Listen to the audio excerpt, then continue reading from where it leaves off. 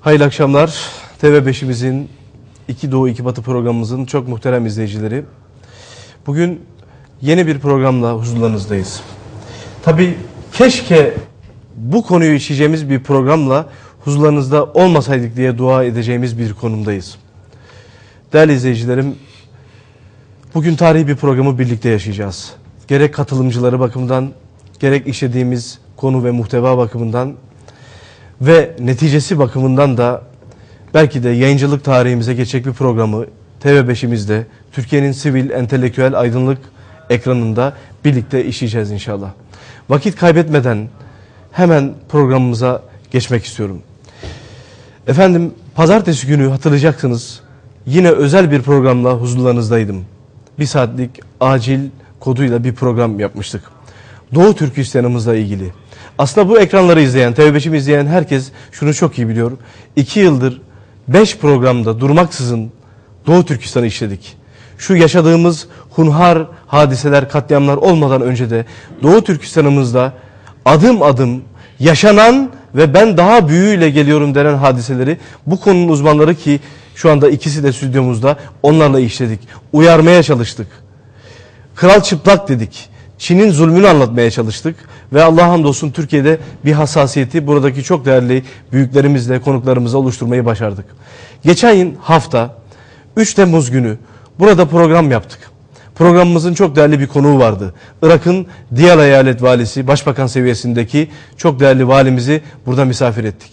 Çok önemli bir konuydu. Vali Sünni Arap, vali yardımcısı Sünni, Şii, Arap ve müsteşarı da Kürt kardeşimizdi, Sünni kardeşimizdi. Onları bu masanın etrafında toplayarak Irak'ın bütünlüğünden yana ve Irak'ta ümmet şuurunun olduğunu göstermek için bir program yaptık. Ama onun öncesinde bir saatlik ilk bölümde Doğu Türkistan'ımızda yaşanabilecek hadiseleri konuştuk ki bu hadiseler patlamadan birkaç gün önceydi. Hatta bazı izleyicilerimiz ne ilgisi var efendim durup dururken Doğu Türkistan'ı işliyorsunuz diye mesaj gönderen izleyicilerimiz bile oldu. Ama 24 saat sonra burada bulunan konuğumun da ikazı maalesef doğru çıktı. Keşke çıkmasaydı.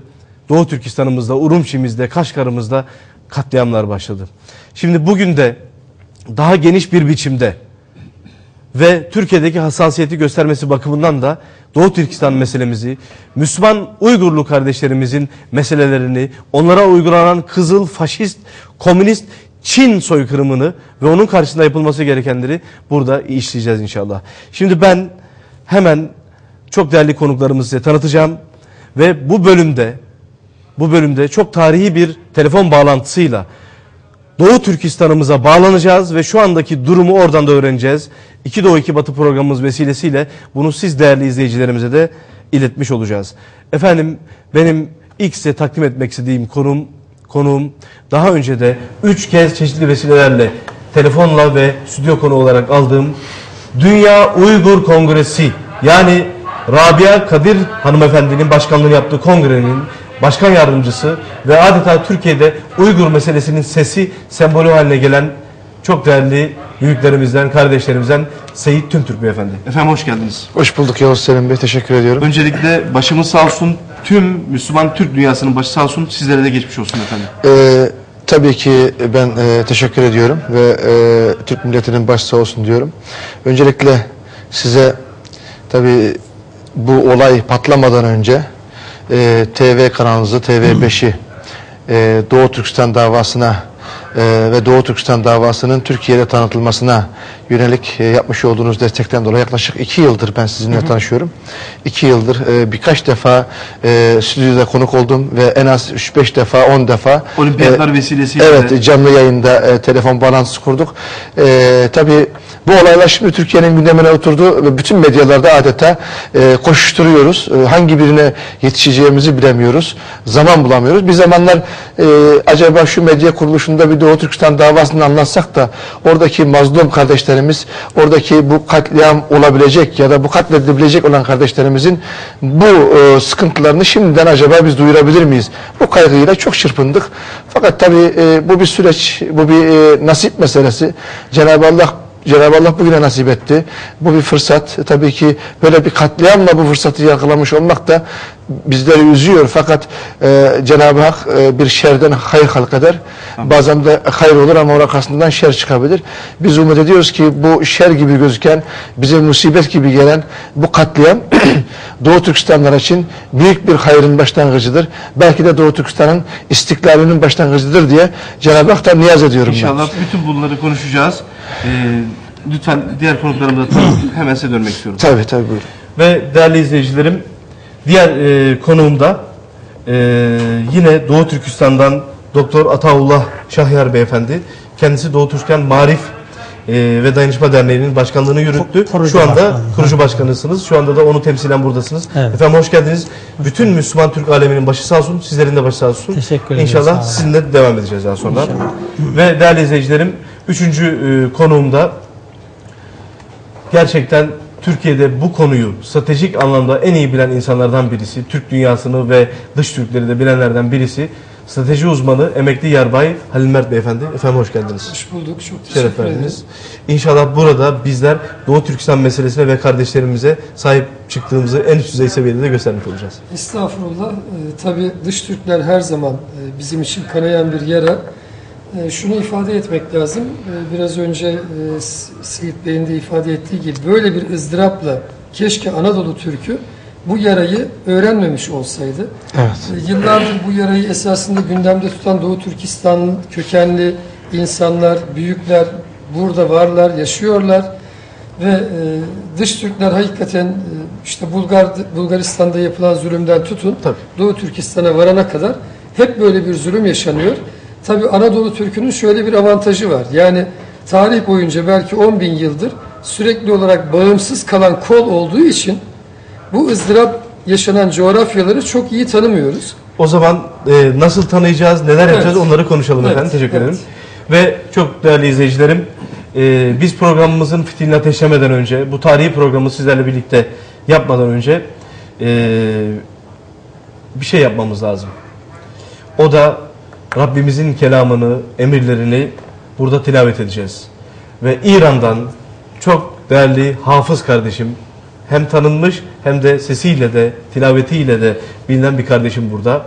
Fahrettin İbadullah bize Kur'an-ı Kerim tilavet edecek. Biz bu Kur'an-ı Kerim'i başta Resulullah Aleyhisselam, diğer enbiya, evliya, şüheda ve şimdi de Doğu Türkistan'ımızda bu hunhar katliamlar neticesinde hayatlarını kaybeden bütün mücahit, şehit ve şehide kardeşlerimize ruhlarına ithaf edeceğiz ve daha sonra programımızı devam ettirmiş olacağız. Fahrettin kardeşim hoş geldin. Bu konuya bütün İslam alemi olarak destek olmak zorundayız. Dünyanın neresinde zulüm olursa olsun sen de sesinle o Kur'an tilavetinde inşallah katkını vermiş olacaksın. Buyur kardeşim.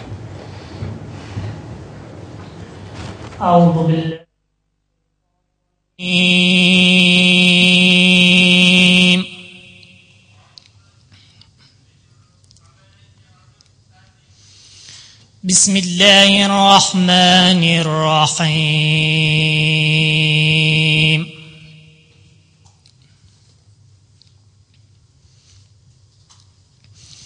La yestavi ashabun nari ve ashabul cenneh.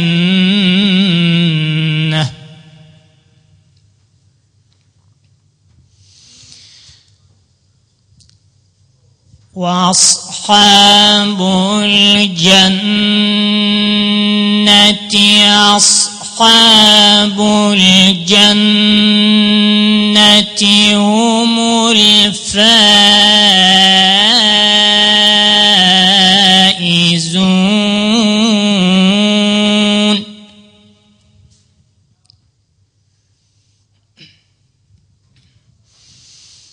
لو أنزلنا هذا القرآن على جبل لرأيته خاشعا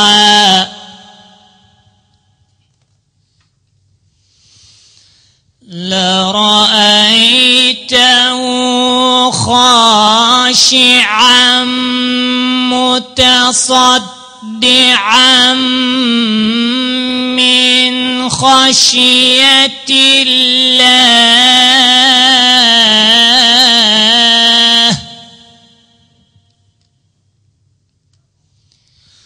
وتلك الأمثال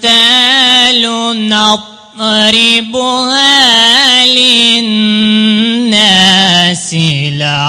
لعلهم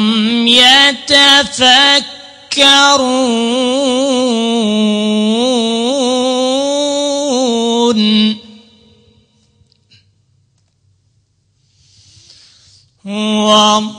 والله الذي لا إله إلا هو عالم الغيب والشهادة هو الرحمن الرحيم والله الذي لا إله إلا هو الملك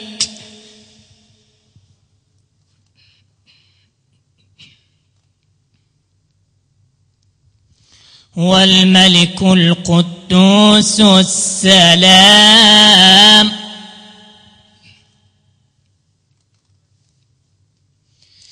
عالم الغيب والشهادة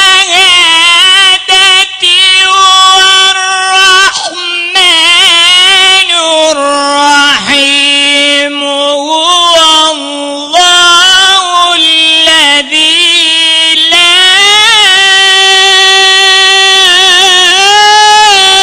إله إلا هو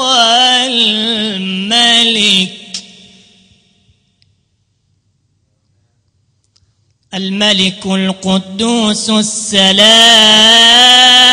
السلام المؤمن المهيمن العزيز هو الملك القدوس السلام المؤمن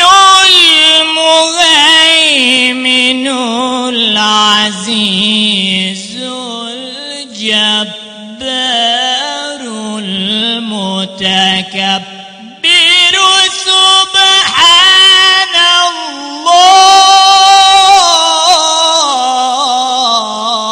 الله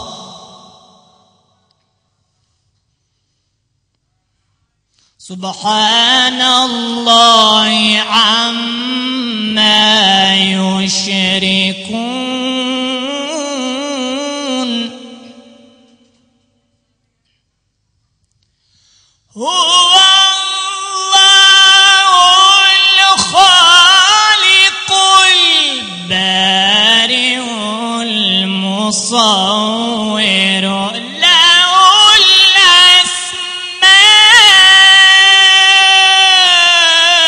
الأسماء الحسنى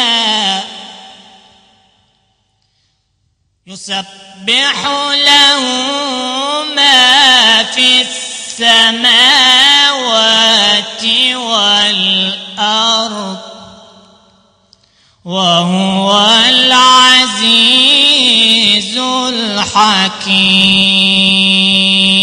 الحكيم صدق الله العظيم الفاتحة.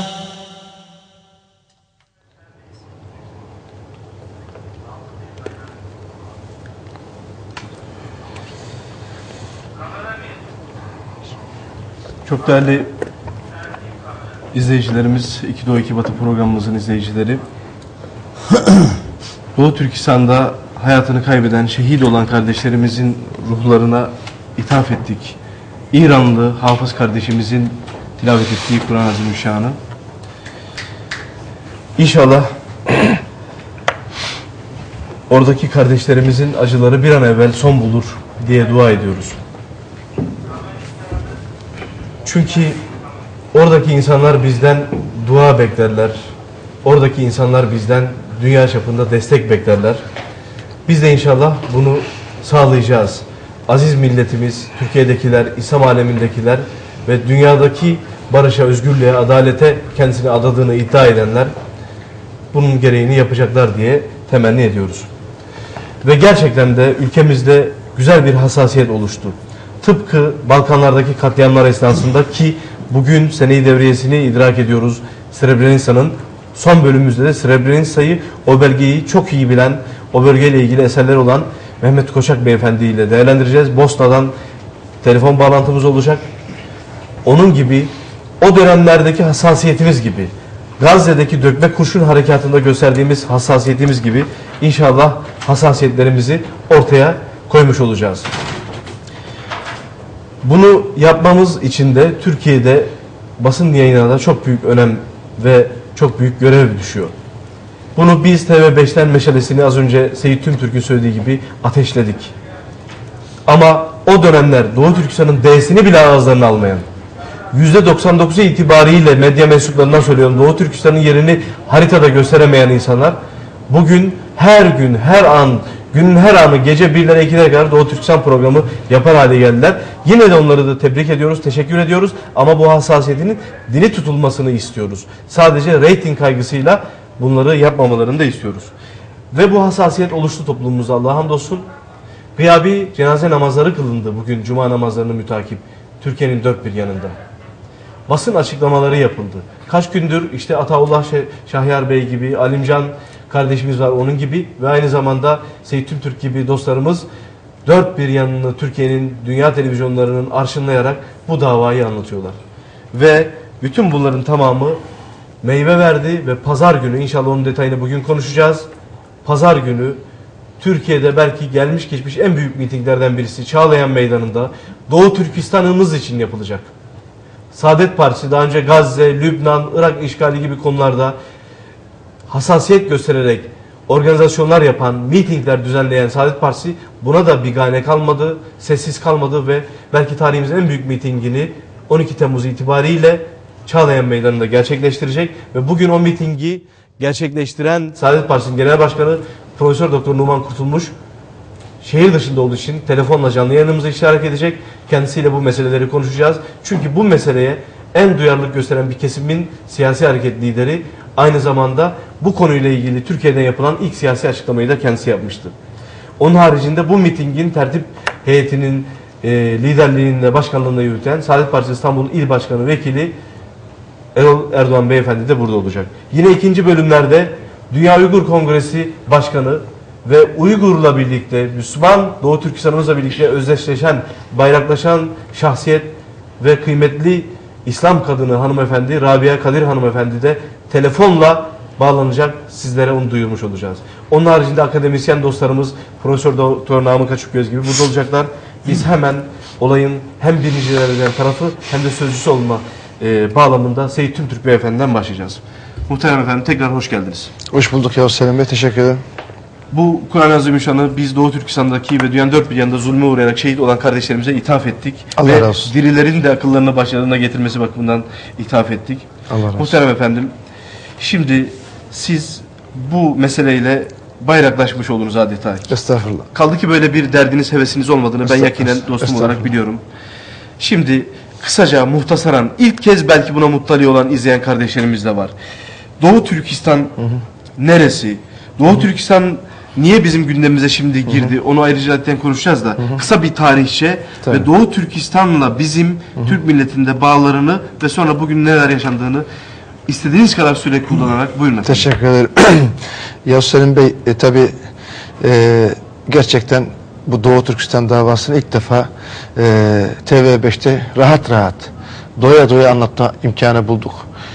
Bu defalarca oldu ve bugün de yine buna imkan bulduk. Ben teşekkür ediyorum.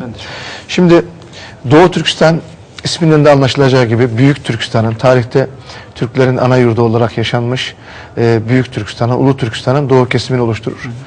Doğu Türkistan'ın bugünkü yüz ölçümü 1.828.418 kilometre kare. Ve nüfusu da ben tahmini söylüyorum çünkü orada hiçbir istatistiki bilgi elimizde değil. 30 ila 35 milyon civarında Müslüman Türk yaşıyor. Yani Anadolu'daki Türkler, diyelim ki işte Çankırı, Yozgat, Erzurum, Kırşehir, herhangi bir yere gittiğinizde oradaki Türklerle aynı İslam, aynı akaid, aynı mezhep, aynı dil, aynı anane, aynı kültür, hiçbir fark göremezsiniz. 35 milyon mu dediniz? 30 ila 35 milyon Peki civarında. efendim, Türkiye'deki mütedeyyin insanların dahi okuduğu, takip ettiği gazeteler ve televizyonlar bile Sayın Cumhurbaşkanımız 70 günlerdeki gezi esnasında hep şu dili kullandılar. 9,5 milyon Türk'ün yaşadığı Doğu Türkistan'a, pardon Doğu Türkistan değil, Şincan'a, daha doğrusu Sincan diyorlar Türkiye'dekiler. Sincan'a ziyarette bulundu. Yani bu haber dili sizi memnun ediyor mu? Şimdi ben, Sincan mı orası? Bir de güzel, 9 milyon insan mı yaşıyor? Aynen. Yani bir muhafazakar, bir büyük muhafazakar gazetemiz Çin'e şirin görünmek için midir bilemiyorum. Ben üzülüyorum bu tavıra. Yani biz net olmamız lazım. Tabii. Yani bakın, biz kafire ne kadar şirin görünürsek görünelim, o bize asla dost olmaz. Bunun altını çiziyorum. Kabul etmeyeceğim. Şimdi Ayet-i Kerime'yle de tabii yani ayet, Cenab-ı Hak bize emrediyor bunu. Diyor ki şunlarla diyor, ben burada isim zikretmiyorum. Siz ne kadar onlarla dost olmak isterseniz isteyin. Siz ancak onların dinine girmediğiniz sürece onlar size dost olmazlar. Burada biz kendimizi aldatıyoruz. O büyük gazetede bu şirin gözükme noktasında kendini aldatıyor, kendini yanıltıyor ve 9 milyon işte Şincan'ın nüfusu 9 milyon. Çin bilgileri. Çin'in bilgisi tabii efendim. Tamam, Şincan'da diyorsun. Bir de onların rakamını söylüyorsun ve hiçbir şekilde medyada yani bütün medyada bugün yer almış ama maalesef o medyamızda daha hala ayak diretiyor ki orayı işte ben bir hizmetim vardır bilemiyorum, kaygıları var olabilir, saygı duyuyorum ama bugün artık buralar geçildi. Bugün artık yani bizim net tavır koymamız gereken bir gün. Neyse bunu geçiyorum. Buyurun efendim. Şimdi 35 milyon Müslüman Türk 35 milyon yaklaşık olarak söyleyeyim çünkü istatistik bilgi elimizde yok. Bugün Doğu Türkistan 1933'te Doğu Türkistan İslam Cumhuriyeti, 1944'te Doğu Türkistan Cumhuriyeti adı altında iki bağımsız devlet kurmuş orada. Yani oraya şehit vererek, kan dökerek oraya Doğu Türkistan ismi yazılmış. Bu ismin ancak değiştirilmesi tekrar orada bir savaş olur ve tekrar kaybedilir. O şekilde değiştirilir. Burada biz tabii ki Türkiye'den başka o dönemlerde başka bir bağımsız cumhuriyet yokken bu cumhuriyetin yerkürede yer almış olması da bizim için hakikaten iftihar vesilesi. Maalesef 1949 yılında Mao'nun komünist devrimiyle Doğu Türkistan'daki bu cumhuriyet tarihteki yerini aldı ve cumhuriyetimiz maalesef hayatiyetini tamamladı. Bunda Rus ve Çin işbirliği söz konusudur. Dünyada ilk İslam Cumhuriyeti'ni Doğu Türkistan İslam Cumhuriyeti olarak görüyoruz değil mi? Doğu Türkistan İslam Cumhuriyeti. Şimdi tabii bu ayrı tartışılır. Bunun işte sebepleri, gerekçeleri o çok daha farklı bir boyut. Bugün Türkiye'mizde ve dünya kamuoyunda şöyle bir yanlış algılama var. Sanki Doğu Türkistan yüzlerce yıldır Çin işgalinde ve sanki Doğu Türkistan artık kaybedilmiş topraklar ve artık oraya bizim yardım etmemiz ya da oranın bağımsız olması çok zor, imkansız. Efendim 1,5 milyarlık Çin nasıl olur da oraya bağımsız olur? Efendim ya bunlar işiniz Allah'a kalmış. Sizin işiniz gerçekten çok zor. Gerçekten işiniz Allah'a kalmış. Evet. Allah'a kalan iş bugünkü gibi çok sağlam olur, evet, çok mükemmel olur. Allah işini en mükemmel şekilde yapar. Ben bunu bugün gördüm. İşiniz Allah'a kalmış diyenler evet çok haklıydılar. Allah işini, Allah nurunu hakkıyla tamamlayacaktır. Bugün belki 1000, belki 2000, belki 3000 şehit verdik ama Doğu Türkistan bağımsızlık davasının, Doğu Türkistan milli müstakillik davasının ne kadar bayraklaştığı, ne kadar haklı olduğu, ne kadar gerçek olduğu, elinde asa olan o bir ayağı topal, o iffet timsali, o annemizin, o bacımızın bütün tankların önüne geçerek bir ayağı aksayarak elini o Çinlinin gözüne sokarcasına onu oradan def etmesi Doğu Türkistan halkının ne kadar o toprakların sahibi olduğunu, Doğu Türkistan Müslümanlarının ne kadar davasında haklı olduğunu ve iradesinin sağlam olduğunu gösteren net bir ifadedir. Şimdi bize hep şununla suçlarlar Yavuz Selim Bey. Yıllardır ben o suçla, o ithamla gerçekten çok mağdur edildim. ve bütün halkımız mağdur edildi. Ya Doğu Türkistanlılarda bir Filistin, bir Çeçenistan, bir Keşmir, bir Bosna direnişini biz hiç görmedik. Nasıl görürsün kardeşim? Doğu Türkistan'da en yakın zamanı söylüyorum. 1990, 95, 97, Gulca, Hoten, Barın ayaklanmaları. Bu ayaklanmaların her biri bugün Ürümçi'de gerçekleştirilen bu şanlı direnişin en az 10 katı büyük direnişler. Ama bundan 15 sene önce Doğu Türkistan'da cep telefonu yok. Doğu Türkistan'da internet yok. Doğu Türkistan'da dışarıya haber iletecek herhangi bir araç yok. Bunların tamamı anında boğuldu, anında imha edildi ve dış dünyaya yansımadı. Bu Gulca, Hoten, Barın ayaklanmalarını biz aylar sonra haber alabildik. Ben bir Doğu Türkistanlı, ben bir oranın kendi yerli halkının vatandaşı olarak, ben orada akrabalarım olduğu halde, orayla bağlarım olduğu halde ben haftalar, aylar sonra oradan bilgi alabiliyorum. Tabii ki burada medyanın gücünün etkisi ve bizi etkisizleştiren Çin komünist işgalinin kapalı rejimi, 1,5 milyarlık o devin ekonomik, askeri, siyasi gücü ve nüfuzu ve her türlü devlet gücüyle her şeyi manipüle edebiliyor. Bugün ettiği gibi. Bugün görüyorsunuz Doğu Türkistan'da bir vahşet, bir katliam, Sayın Başbakanımın buyurdukları gibi bir soykırım var. Ve şunu söylüyor Sayın Başbakanım, diyor ki ben bu laf benim ağzımdan kaçmadı diyor. Bilerek ve kasten söyledim. Bugün diyor. İtalya'da... Tabii teşekkür ediyorum Sayın Başbakanım.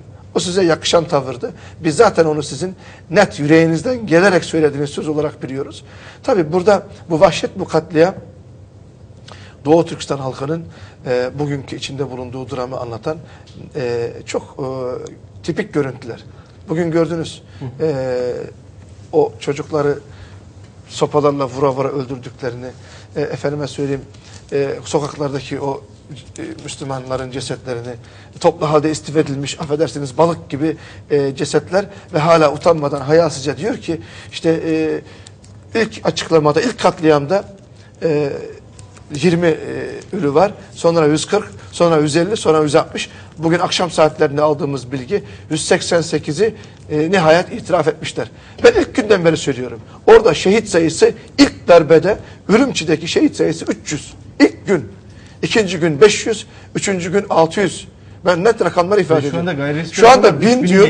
Evet, benim aldığım arkadaş 1000 dedi dün itibariyle ve bugün itibariyle 2 ile 3000 civarında şehit olduğu bilgisi bize geliyor ve 6000 tutuklu var bakın. Ama peki hala bizim bu gazete ve televizyonlarımız, devlet de dahil, hangi ajansı kendilerini mehaz alıyorlar? Tabii şimdi şu var, burada Çin Devlet Haber Ajansı Xinhua'nın yayınlamış olduğu görüntü ve bilgileri iktibas ediyorlar. Tabii bu ne kadar gerçekçi size ben izah edeyim. Mesela 160 kişi diyorlar da bugün akşam itibariyle 188'i itiraf etti. 188 Müslüman Türk'ü ben katlettim diye kabul ediyor. Niye bunların bir tane görüntüsünün altına Xinhua Devlet Haber Ajansı diye servis yapmıyorsun? Tam aksi 2 tane Çinli kız var. Yüzlerce defa seyrettim. Burnu kanıyor. Evet. Burnu kanıyor ve omzunda kan var, birbirine sarılıyor. Sürekli bu haber ajanslarına servis ediliyor ve sürekli bu dünyanın gözünü boyuyor ve büyük bir medyatik sahtekarlık sergileniyor. Ve rakamlarda da aynı şey, görüntüde de aynı şey. Ve Doğu Türkistan'a yönelik yapılan propaganda da çok enteresan. Şu söyleniyor, işte Doğu Türkistanlılar Çinlilere, Çinli göçmenleri katletti diyerek birkaç tane ölü Çinli ve o yine aynı iki kızın görüntüsü Doğu Türkistan'a sürekli Doğu Türkistan'daki göçmen Çinlilere seyrettirilerek orada bir tahrik, bir etnik çatışma Çin devlet tarafından körükleniyor. Burada ciddi bir provokasyon var. Arkadaşlarım mesela biz bu katliam pazar günü başladı. Pazar gününden salı günü saat 10'a kadar biz hiçbir bilgi alamadık. Hiçbir haber alamadık. Çok şükür Allah'a. Ama siz Cuma günü 2 Doğu 2 Batı programında geçen hafta aynı bu saatlerde bunu öngördünüz. Nereden biliyordunuz? Şimdi bakın yani bu bizim oradan bazı bilgileri aldığımız bir vaka ve ben şunu söyledim bakın. Bu Guangdong eyaletindeki ve Shaguan şehrindeki olaylar, buradaki vuku bulan olaylar, bazı yerlerdeki provokasyonlar Çin'in bundan bir ay önce 100.000 kadar askeri gücü Doğu Türkistan'a kaydırarak orada güvenlik önlemlerini arttırdığı ve gücünü daha üst seviyeye taşıdığı bilgileri bize ulaştı. Biz bunun üzerine geçtiğimiz 10 gün içerisinde Dünya Uygur Kongresi olarak bir telekonferans oluşturduk. Dedik ki Çin bir provokasyon hazırlıyor. Bu sene bakın Yavuz Selim Bey, Çin'in Doğu Türkistan işgalinin 60. senesi. Aziz vatanımız Doğu Türkistan 1949 yılında Komünist Mao ve arkadaşlarıyla işgal edildi. Ve yıl 2009. 2009 yılında 60 sene doldu. Biz dedik ki 60. yılında belki bir provokasyonla karşı karşıya kalabiliriz. Bir boy gösterisi, bir gövde gösterisi yapabilir. Ve Sayın Cumhurbaşkanımızın ziyareti gündeme geldi. Bunun üzerine dedik ki bu Sayın Cumhurbaşkanımızın ziyareti Doğu Türkistan kapalı kutusunun Çin'in tekelinde olan, Çin'in hegemonyasında olan tamamen izole ettiği bu bölgenin Sayın Cumhurbaşkanımızın Ürümçi'ye ve Doğu Türkistan'a ilk Türk Cumhurbaşkanı'nın ziyaretiyle artık bu kapalı kutunun artık kapalı kalamayacağı ve Sayın Cumhurbaşkanımızın ziyaretiyle birlikte ekonomik, ticari, kültürel ilişkilerin gelişeceği ve artık bunun Çin'in elinden açılarak Türkiye kanalıyla hür dünyaya açılacağı. Bu bir vakadır. Bu ilk defa Doğu Türkistan nefes alacak ve Türkiye kanalıyla hür dünyaya açılacaktı. Çin bunu istemedi bakın. Çin bunu istemedi. Hala benim tekelimde kalsın. Bu tekelle bu kapalı kutuyu sömürerek ben tamamen asimle edeyim, burayı bitireyim, izole edeyim ve bu iş böylelikle bitsin dedi. Ama Cenab-ı Hakk'ın bir planı vardı. O bir plan uyguladı ama Cenab-ı Hak böyle bir plan uyguladı ki Sayın Cumhurbaşkanımızın ziyareti sırasında gerçekleşen bu provokasyon maalesef ters tepti. Bunlar sadece bu olayları Sayın Cumhurbaşkanımızın ziyaretinde gündeme getirip bu olaylar patlak verecek ve bu olay sonucunda Sayın Cumhurbaşkanımız artık belki onlarca yıl bu bölgeye gidemeyecekti. Bakın gidemeyecekti. Ve şu anda öyle. Şu anda belki bir 5 yıl daha Sayın Cumhurbaşkanımız ya da bir başka bölge lideri ya da bir başka ülke lideri o coğrafyaya gidemez. Çünkü artık çeşitli gerekçeler sürdürecektir. Şimdi ne oldu? Çin bunu belki lokal olarak belirli bir yerde bunu organize edip bu planını yürütecekti. Bu provokasyon sonucu belki belirli bir kesim işte katliam işte Guangdong'daki Shaguan şehrindeki bu katliam olacaktı ve Çin Doğu Türkistanlılara bir gözdağı, bir tehdit, Türkiye'ye de bir mesaj. Buralara karışma. Ben seni davet ediyorum. Belki diplomatik olarak, nezaket kuralları olarak davet etmemem mümkün değil. Ama davet etmek zorunda kaldım ama ben alttan da bunu sabote edeceğim ki bir daha sen buraya yanaşma. Mesaj verilen. Bu bir mesajdı. Mesajdı evet. Net bir mesajdı. Ve bunlara nispeten başarılı oldu ama oyunun boyutu kendi kontrolünü taşarak bu sefer Guangdong'daki katliam ve ayaklanma Ürümçi'ye sıçradı ve Ürümçi'de çok farklı boyutlara ulaştı. Çin askerleri kontrol edemedi. Kaşgar'a sıçradı, Gulcu'ya sıçradı, Aksu'ya sıçradı ve ne oldu? O kapalı tutmak için uğraştığı, çabaladığı ve manipülasyon yaptığı daha da açıldı. Daha da büyük bir şekilde açıldı bakın. Burada diyorum. Direnişe sahne oldu. Tabii bugün ne oldu bakın Yavuz Selim Bey bir haftadır ben 45 yaşındayım. Ben yıllardır 25 yıldır Doğu Türkistan davasını tanıtmaya çalışıyorum. Başka yerleri tanıtmaya çalışıyorum. Bir türlü anlattığımız yer bizim gibi birçok arkadaşlarımız anlatmaya çalışıyor ama aldığımız mesafe bir adım. Bugün ne oldu? Bu provokasyon, bu tezgah kendi eliyle Cenab-ı Hak bu kapalı kutuyu bütün dünyaya tanıttı ve şu anda ben inanıyorum ki Nijerya'dan kutuplara, Amerika'dan İzlanda'ya kadar en ücra köy ve kasabalardaki insanlar dahi Doğu Türkistan'da 35 milyon Müslüman Türk'ün var olduğunu, o coğrafyanın bütün dünyadaki Türklerin ana vatanı olduğunu ve oranın Çinliler tarafından işgal edildiğini ve işgal sonrası çok yoğun bir asimilasyon politikası uygulandığını ve bu asimilasyon politikası sonrası 60 yıllık süreç içerisinde bu katliamın, bu isyanın, bu başkaldırının Çinliler tarafından provoke edilip hazırlandığını herkes, bütün dünya anlamış oldu. Şöyle yapalım mı çok değerli Seyit Bey? Şu anda değerli arkadaşlarım da söylediler. Doğu Türkistan'ımıza bir telefon bağlantısı kuruldu. Tamam. Tabii biz Uygur Türkçesi bilmediğimiz için bu konuda tercüme hizmeti vermesinden istirham edeceğiz. Bu kardeşimiz çok önemli bir görev üstlendi. Ben buradan teşekkür etmek istiyorum. Bu kardeşim ismini söylemeye gerek yok güvenlik yaklaşık bakımından. Salı gününden beri uydu bağlantısıyla bu kardeşimiz bütün dünyaya... Düşmüş mü şu anda? Az sonra bir daha bağlasınlar. Evet. Bu kardeşimiz uydu bağlantısıyla şunu söyleyelim. Buyurun. bütün dünyaya Çok anlattı özür Doğu diliyorum. Türkistan. Hemen Şimdi, size dönelim efendim. Seyit Bey bir şey söyledi. Dedi ki işte biz gayret gösteriyoruz. Benim aklıma bir büyüğümün Buyurun. bana çok küçük yaşlardayken söylediği bir şey geldi. Demişti ki yavrum öyle yiğitler olun ki işinizi Allah'a gördürün. Evet, evet. Bakın. evet. İşimiz Allah'a kaldı demek. Evet. Tamam, telefon bağlanmış. Evet. Değerli izleyicilerim, şu anda 2 Doğu 2 Batı olarak, TV5 olarak şu anda biz Doğu Türkistan'a gidiyoruz. Urumçi'ye gidiyoruz. Urumçi'deki kardeşimizle konuşacağız. Biz ona Satuk Buğrahan diyelim. Evet. Satuk Buğrahan'a biz değinemedik. Abdülkerim Satuk Buğrahan Türklerin İslam'ı ilk kabul ettiği dönemdeki liderimizdi. Şimdi ona bağlanıyoruz. Konuşacağız. Rahmetle de kendisini anıyoruz. Alo. Evet kardeşim, buyurun. Esselamu Aleyküm Alo. Furkan. Esselamu Aleyküm Furkan. Alo, Esselamu Aleyküm. İnşallah düşmemiştir. Alo. Yine mi düşmüş? Tabii çok sıkıntılı bir... Tabii. O arkadaş biz Türkiye'den değil de oradan, orasının üzerinden kopuyor galiba. tabii, yani bu tabii. O zaman bağlandığı anda yeni haber verin, hemen başlayalım. Evet, Evet, anlasın düşmüş. arkadaşlar. Düşmüş. Tabii burada bu kardeşimiz hakikaten tarihi bir görev ifade ediyor. Bu kardeşimize bir kanalda kanal yönetimi sor, dedi ki ya sen korkmuyor musun? Burada herkes öldürüldüğünü söylüyorsun, sen korkmadan nasıl böyle bir şeye cüret ediyorsun? Diyor ki çocuk, abi diyor benim gözümün önünde milletim katlediliyor, Evet. katliama uğruyor. Yani ben bir tane canım gitse ne olmuş diyor, feda olsun diyor. Ben bir tek şu yayını yapayım, beni ondan sonra öldürsünler diyor. Benim canım helal olsun diyor. Yani Canımdan geçtim. ben Geçtim canımdan diyor. geçtim diyor. Yani böyle yiğit insanlar var. Hemen o zaman Şimdi şunu konuda söyleyelim dönelim. tabii. Buyurun. Yani bir defa sizin işiniz Allah'a kaldı diyenlerin kendi imanlarını sorgulamaları gerekiyor. Evet, evet. Yani onların işi Allah'la değil mi? Evet. Kimin işi Allah'la değil? Kimin işi Allahsız olur desene hocam. Bakın, yani bir defa Evet, bağlanmış. Hemen. Esselamu Aleyküm Furkan. Evet. Esselamu Aleyküm. Arkadaşlar bağlayamıyor musunuz? Konuşsun. Konuşuyor mu? Hatta şu anda ama Bağlan, devam et. stüdyoya ses verin. Konuşmuyor.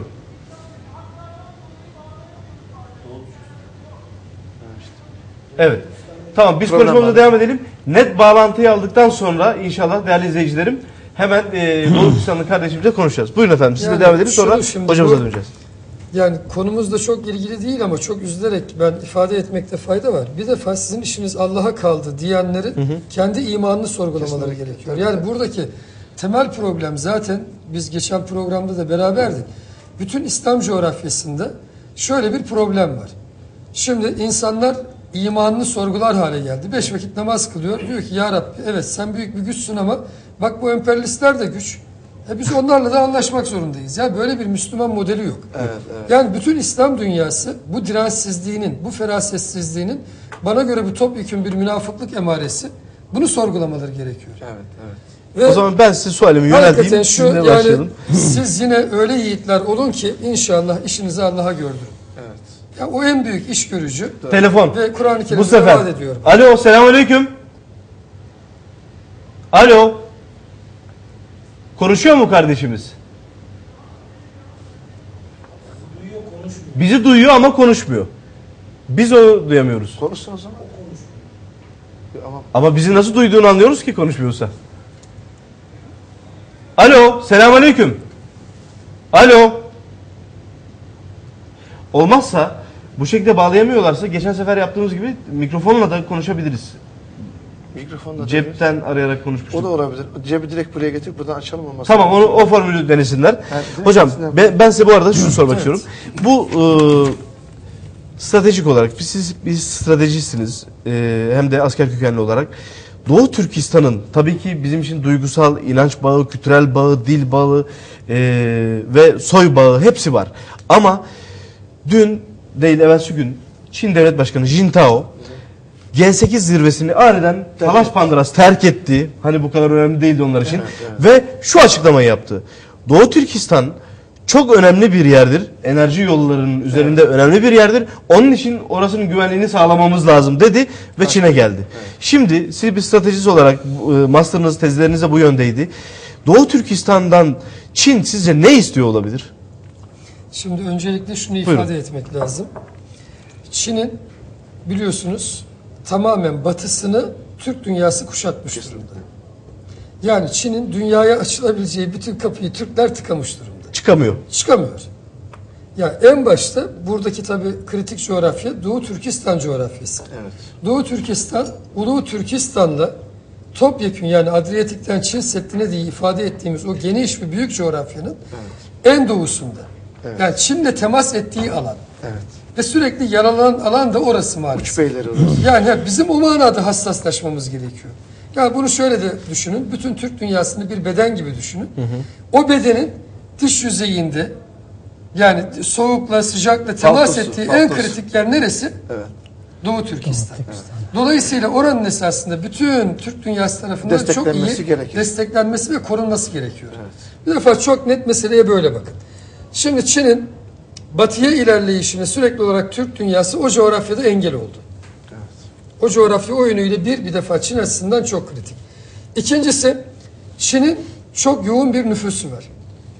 Doğu Türkistan coğrafyasının da nüfus yoğunluğu yoğun olmayan bir coğrafya. Dolayısıyla burada geçmişte ne yaptı? Burada nüfus yoğunluğu az olduğu için nükleer denemeler yaptı, hatırlarsanız. Evet. Ya ben o ızdırabı mutlaka Seyit Bey bahsedecektir diye ben girmiyorum. Ama özellikle Çin açısından buranın ham madde kaynakları, gelir kaynakları, altyapısı, yeraltı kaynakları çok zengin olduğu için çok zengin uranyum yatakları var. Evet. Çok zengin altın yatakları var. Çok zengin petrol rezervi var. Dolayısıyla ne yapıyor? Çin burayı kontrol etmek istiyor. Şimdi askerle sürekli kontrol edebilmesi çok zor. Çünkü dünya kamuoyundan artık bu vahşeti saklayamaz. Tabii. Şimdi yeni bir şey deniyor bana göre. Bilmiyorum sosyolojik açıdan da ne yaptı? Buraya özellikle bu Han Çin'de denilen asli unsuru Çin'in bu topluluklardan yoğun bir göç başlattı buraya. Kendisi alıyor, bu bölgede Çin nüfusunu artırmaya çalışıyor. Demografiyi değiştirmek istiyor. Demografiyi bozmaya çalışıyor. Buradaki nüfus yoğunluğunu bozmaya çalışıyor. Ayrıca bakın bu çatışmalarda şunu yaptı. Asker ve polis değil, bu göçmen olarak taşıdığı Çinlileri kullanıyor. Paramiliter güçler bunlar. Bakın resmen paramiliter güçleri kullanıyor.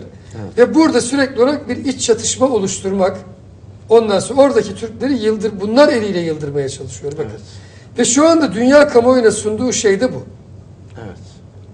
Bu Ya, o emperyalizmin- zaman bu istikrarsızlığı bilerek istiyor. Tabii bilerek istiyor yapıyor. Yani bilerek şu anda orada paramiliter Çinlileri kullanıyor ve oradaki Doğu Türkistanların üzerine bunlarla gidiyor. Bu yeni bir şey. Oysa orada işte biz biliyoruz ki rejim açısından 3 tane Çinli ya da Türk bir araya gelemez, Kesinlikle. konuşamaz, Tabii tabii. hareket edemez. Oysa bu Çinliler şimdi Türklerin evlerine giriyor, erkekleri katlediyor, kadınları dövüyor, ırzına geçiyor ve çocukları da ne yapıyor? Kaçırıyorlar. Arka planında yine Doğu Türkistan yoksul bırakılarak özellikle Doğu Türkistan Türk ondan sonra gençlerini, kızları ve oğulları alıp diğer bölgelerde resmen köleleştiriyorlar.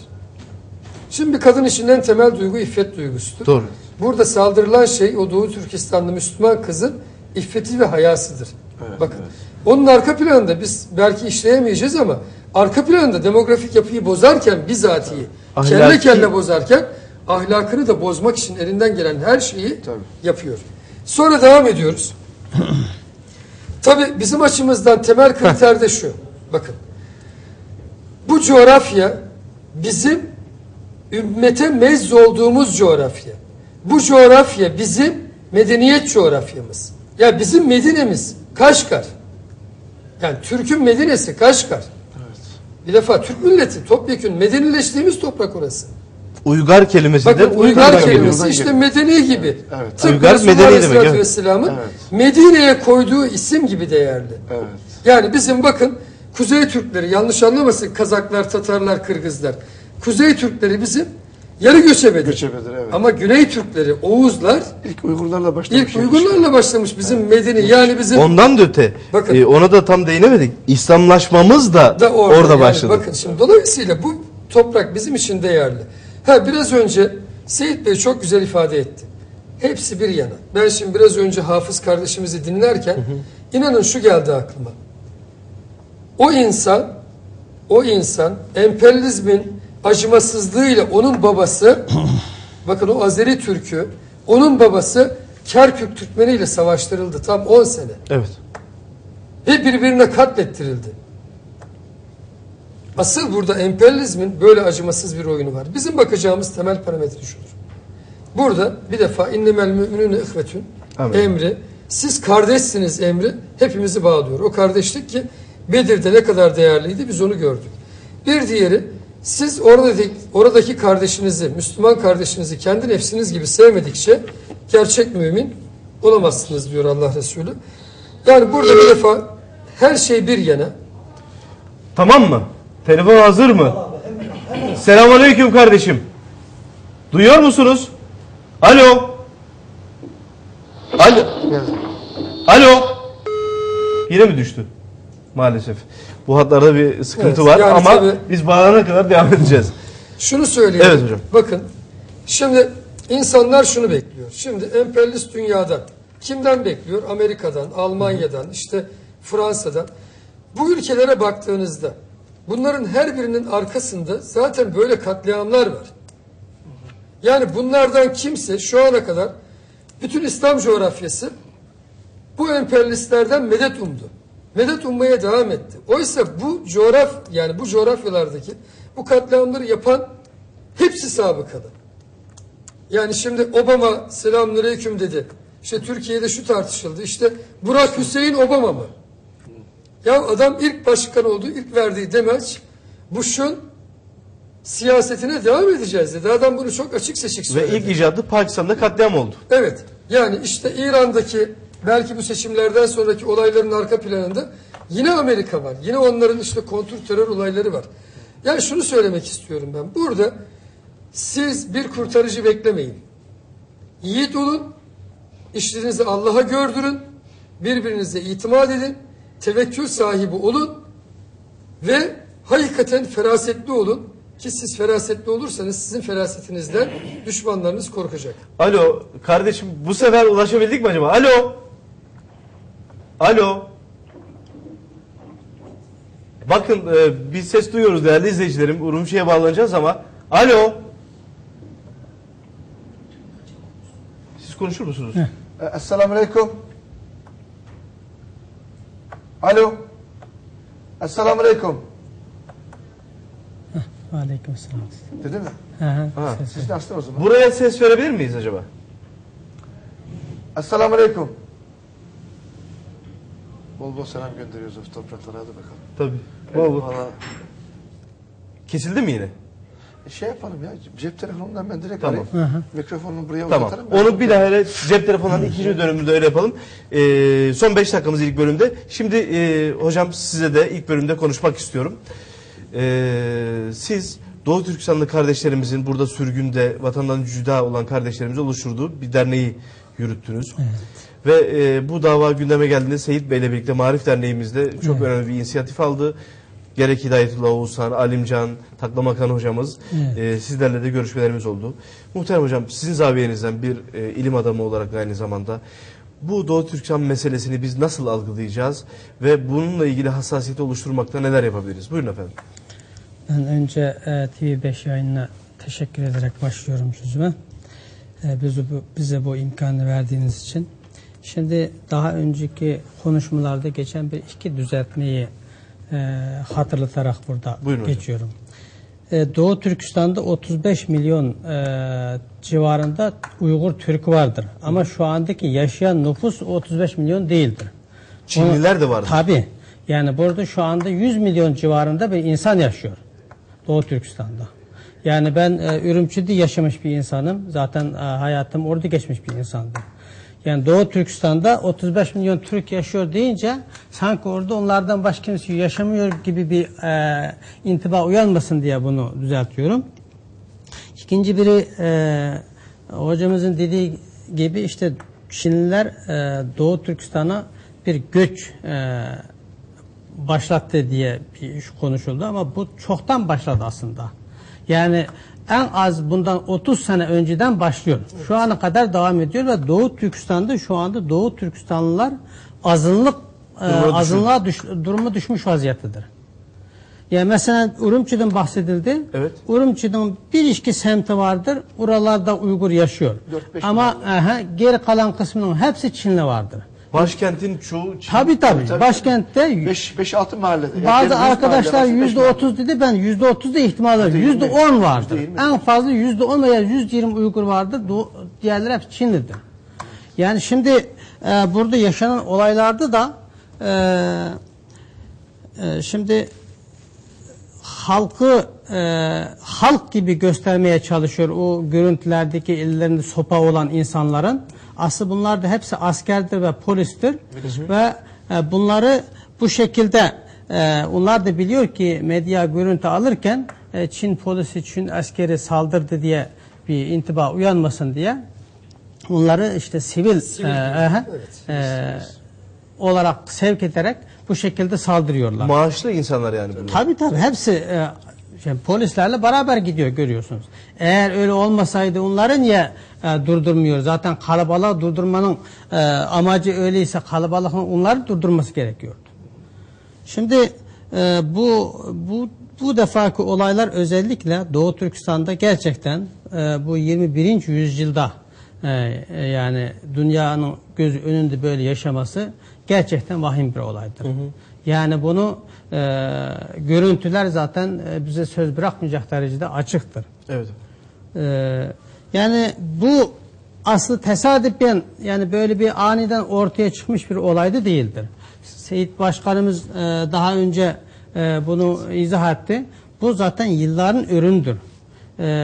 Yaklaşık 4-5 senedir Doğu Türkistan'dan genç nüfusu Çin'e iş vaadiyle götürüyordu. Orada asmile etmek amacıyla, dillerini değiştirmek amacıyla oraya götürüyordu. Zaten bu olay da oradan patlak verdi biliyorsunuz. O genç nüfusu orada çalıştıracağız dedi. Halbuki Doğu Türkistan'a göre Çin daha kalabalıktır biliyorsunuz. Evet. Çin'in nüfus yoğunluğu Doğu Türkistan'dan en az 4-5 kat hatta 10 kat yoğundur. Ve kendi işsizleri de vardır. Tabii ki. Yani aslında Çin'den Doğu Türkistan'a göç geliyor. Çin'den Doğu Türkistan'a çalışmak için geliyor. Durum böyleyken Doğu Türkistan'dan Çin'e götürüyor. Bu kasıtlı olduğu burada çok açık saçıktır burada. Yani Çin'de ne gelsin yani böyle bir iş imkanları. Şimdi bu zorunlu götürerek orada gençlerimizin özellikle dilini bozmaya çalışıyor. Uygur dilini yok etmeye çalışıyor. Şu anda eğitim dili Uygurca mıdır? Eğitim dili sadece ilkokul ve ortaokul seviyeleri yerel halkın yoğunlaştığı bölgelerde Uygurca. Ve o da zaten 1. 2. sınıftan itibaren Çince başlıyor ilk ders olarak. Ama üniversiteye gelince hepsi Çincedir. Yani zaten, Urumçi Üniversitesi'nin eğitim dili Çincedir. Evet, Urumçi değil. Kaşgar bölgesinde olsun, Hotan olsun her yerde üniversite dilleri Çincedir. Şimdi halkın da zaten televizyonlar vardır orada. Televizyonu açtınız mı? Yani yerel televizyonlar çok az veya çok kısıtlı bir şekilde derdi ama hepsi Çincedir. Mesela bir sinema geliyor, bir işte filmler veriyor, halkın bir eğlencesi oluyor, hepsi Çincedir. Anonslar oluyor, gazeteler oluyor, hepsi Çincedir. Yani halk da buna alışmış vaziyette. Zaten çoğunluğu üniversite mezunu olanları anlıyor Çinceyi de biliyorlar. Bu şekilde yani bu dilini değiştirmeye çalışıyor. Hocam bu dille birlikte kültür, harz ve dini kısımları da inşallah 2. bölümden itibaren konuşacağız. Çok kısa bir ara vereceğiz. Değerli izleyicilerim, Doğu Türkistan mevzunu, Çin'in orada uyguladığı bu katliamı ele aldığımız programımız devam ediyor. 2. ve 3. bölümlerimizde de yine inşallah Doğu Türkistan konusunu ele alacağız. Uzman konuklara bağlanacağız. Rabia Kadir hanımefendiye inşallah bağlanacağız Amerika'ya. Uygur Kongresi Başkanı. Ve mümkün olursa Urumçi'ye illa bağlanmak istiyoruz. Ve bu programımızı buradaki çok değerli uzman konuklarımızla götürmüş ve bitirmiş olacağız. 4. bölümde de Srebrenica katliamını burada anacağız 14. yıl dönümünde. Efendim şimdilik hiçbir yere ayrılmayın. Birkaç dakika sonra yeniden birlikte olacağız.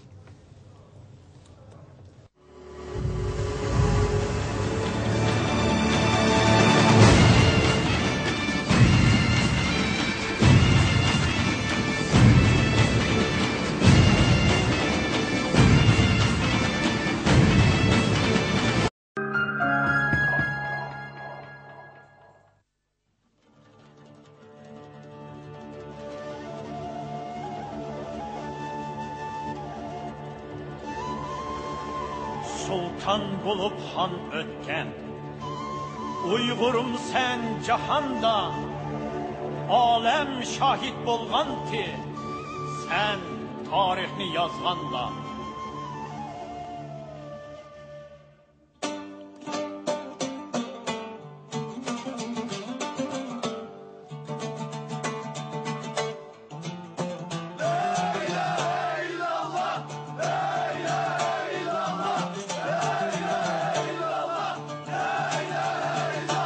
Sultan bulup han ötken,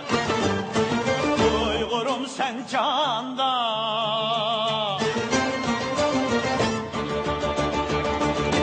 Alem şahit bolğandı sen tarixni yazganda.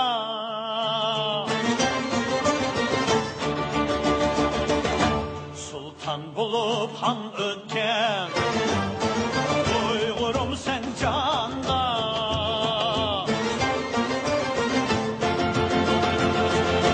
Alem şahit bolğandı sen tarixni yazganda.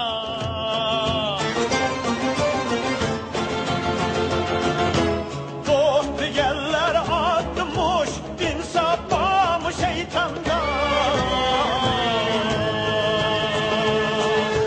Han cemeti Uygur biz esir atlap manganda. Esir atlap manganda. Han cemeti Uygur biz esir atlap manganda. Esir atlap manganda. Anlandık bir gün o bir cenge. Anlansın cengi var marşımız var enge. Anlandık bir gün o bir cenge. Anlansın cengi var marşımız var enge. Erkinlik meşkini yansın her yerde. Yansın her yerde. Erkinlik meşkili yansın her yerde. Müslümanlar kardeştir, biz de kardeşiz.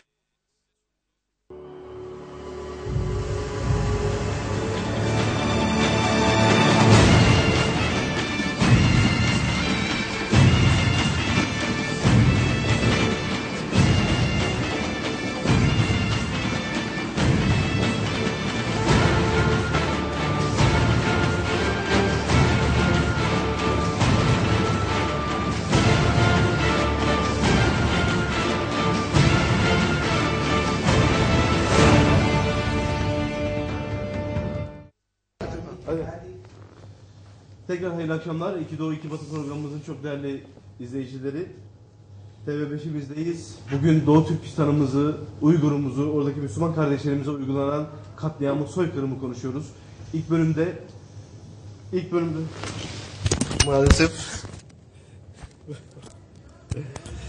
maalesef bir mikrofonumuzu takmak zorunda kaldık. İlk bölümümüzde Doğu Türkistan'ımızda uygulanan soykırımı ele aldık. Bu soykırım neticesinde oradaki kardeşlerimizin büyük bir acı çektiklerini biliyoruz. Ama buna Türkiye'den de hassasiyetler var. Medyadan, halkımızdan, aziz ve necip milletimizden bütün bunları ele aldık. Yine burada Doğu Türkistan Uygur Kongresi, Dünya Büyük Uygur Kongresi Başkan Yardımcısı Seyit Tümtürk Beyefendi ile konuştuk. Onun haricinde stratejist albay, emekli yarbay Halil Mert Beyefendi buradaydı ve aynı zamanda Doğu Türkistan Marif Derneği'nden de Ataullah Şahyar Beyefendi ile bu konuları konuştuk. Şimdi ikinci bölümümüzde yeniden Doğu Türkistan'ımızdaki meselelerin bugünkü profilini konuşacağız. Bugün neler oluyor, neler yapılmalı, Türkiye'den ne bekleniyor, İslam aleminden neler bekleniyor, bunları konuşacağız. Ama en son Ataullah Şahyar Beyefendiydik. Onun oradaki kültürün, dilin devamına, tabiatına müdahaleler olduğunu söyledi. Tabi dini hayata da büyük baskılar var. Onları konuşacağız ve daha sonra yeniden buradaki uzman konuklarımıza devam edeceğiz. Ama bu bölümde iki önemli telefon bağlantımız olacak. Rabia Kadir Hanımefendi'ye inşallah bağlanacağız. Amerika'ya, Dünya Uygur Kongresi Başkanı'na, Uygur'un dünyadaki sesi haline gelmiş, sembolü haline gelmiş liderimize ve daha sonra Saadet Partisi olarak bu noktada da hassasiyetiyle ortaya çıkmış ve bu zulme dur diyecek mitingi ortaya çıkaran Saadet Partisi'nin Genel Başkanı Profesör Doktor Numan Kurtulmuş'la da bu bölümümüzde konuşmuş olacağız. Ataullah Bey, yeniden hoş geldiniz.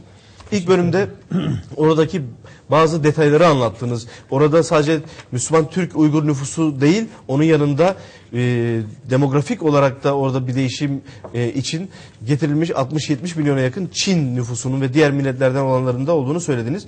Ve büyük bir sadece fiziki değil, aynı zamanda kültüre, inanca, oradaki medeniyete darbeler olduğunu anlatırken ben size o boyutunu sormak istiyorum. Dini hayat nasıldır orada efendim? Dini hayat gördünüz işte bu olaylarda daha dün cuma namazını yasakladılar. Yani Efendim? Cuma namazını yasakladı. Bugün. Cuma namazı şu anda yasak mı? Bugün Yasaklandı. yasakladı ama biz ki camiyi zorlayınca aldığımız bilgilere göre açmak zorunda kalmış ve cumadan sonra da gösteriler olmuş ve onlar da anında tutuklamışlar.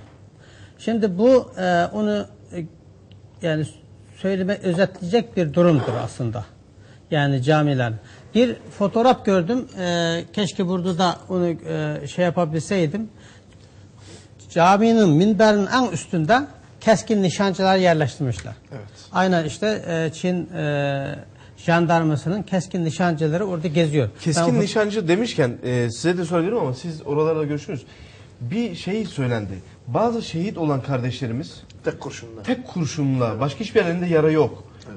Bu keskin nişancı kullandıklarını Tabii. Şimdi keskin nişancıyı kim kullanır hocam? Orada askeriye de olur Yani değil mi? sonuç itibariyle keskin nişancı oradaki bizim sivil Doğu Türkistanlılarda olması mümkün değil. Daha Çinliler de bunu yapamaz.